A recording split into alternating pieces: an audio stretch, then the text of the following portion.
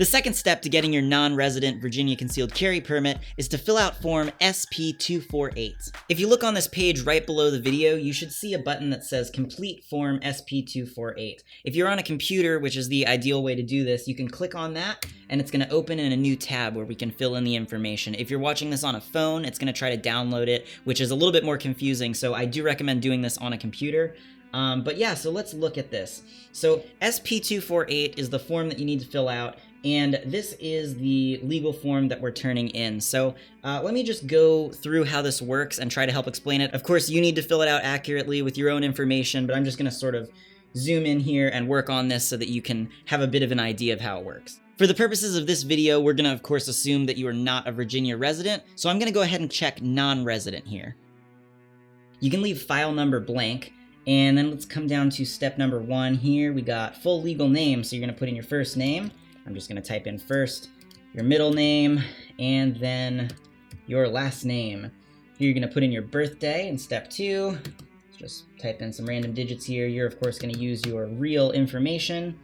And then you're going to put in your street address here.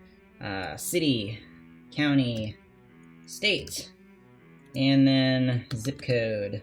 And then also notice here that it wants you to attach a separate list of all the addresses that you have lived at in the past 5 years. We're going to come back to that later, but yeah. So also notice here you've got the option to add your email. I would definitely recommend doing that because then they can just send you an email in 5 years when your permit's about to expire and you can re-up it rather than having to deal with it the other way. Here they want to know a little bit of information about you, how tall you are, weight, sex, race, hair color, eye color, all that good stuff, and social security number.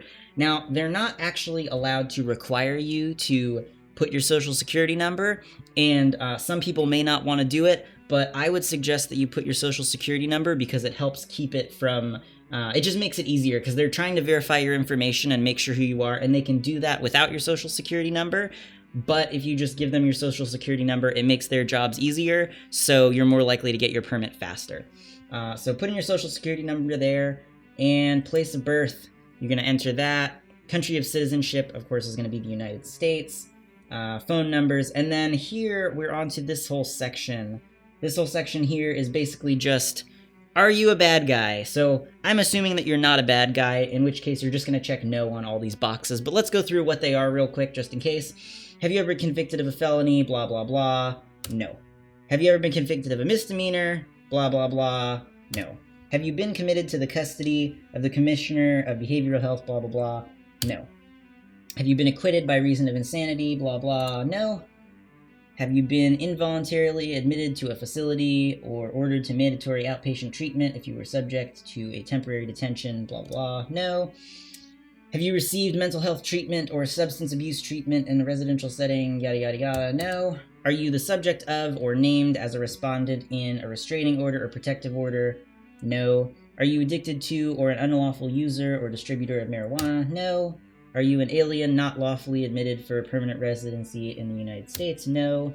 Have you been discharged from the armed forces under dishonorable conditions? No. Are you a fugitive from justice? No. Do you have any criminal charges pending? No. Have you within a 3-year period immediately preceding the date of blah, we're just going to say no to this one. Do you currently have a valid resident concealed handgun permit? I'm going to assume that, of course, you do not because this is your first time applying for one, so we're going to say no. And then down here you can see it says signature of applicant. You're going to go ahead and print this form out and sign it physically with a pen, not just type it in here. And the date you can enter yourself on the computer or you can write it in. Either way. Now all this other stuff, forms, this just relates to mostly the criminal stuff, and since we said no to everything, it doesn't really apply, so still include it with your papers, but just completely blank is fine. Form 1, Form 2, we're going to ignore all this stuff. And then these notices down here are just like additional information with the stuff that we filled out above, so you can read it if you'd like, but if you've already filled it out, you're probably good. And then this criminal background investigation thing, that's not for you. Someone else is going to fill that out. But you do want to include all of these papers. So even if they're just blank, you just, all 4 pages, print them out, and it's really only the first one that you have to write anything on. So great. We've filled out the form here, SP-248. And there is one more thing, though. Now remember up here at step 3, it says to attach a separate list of all the addresses that you've lived at.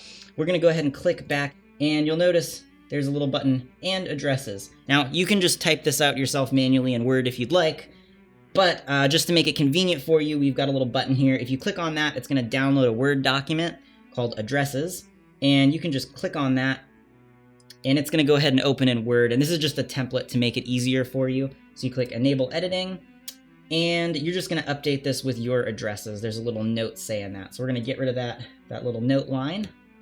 And if you've only lived at one address in the past 5 years, that makes it easy. Just type your one address and then delete all the other ones. But if you've lived at multiple addresses, one address per year, then you're going to just enter all of them. And then, say it was only 3 addresses, you'd fill these guys out and then just get rid of these last 2 because they don't apply. And then you're going to print this document out as well and then include it with the rest of your paperwork. So once you've done all that, you are finished with step number 2. You filled out the form. You should already have your certificate from step number 1, and then you've got your addresses sheet. So print all that stuff out, and you are ready to move on to step number 3. Go ahead and go look under this video. There should be a button called Next Step. So just go ahead and click on that, and I'll see you over at step 3.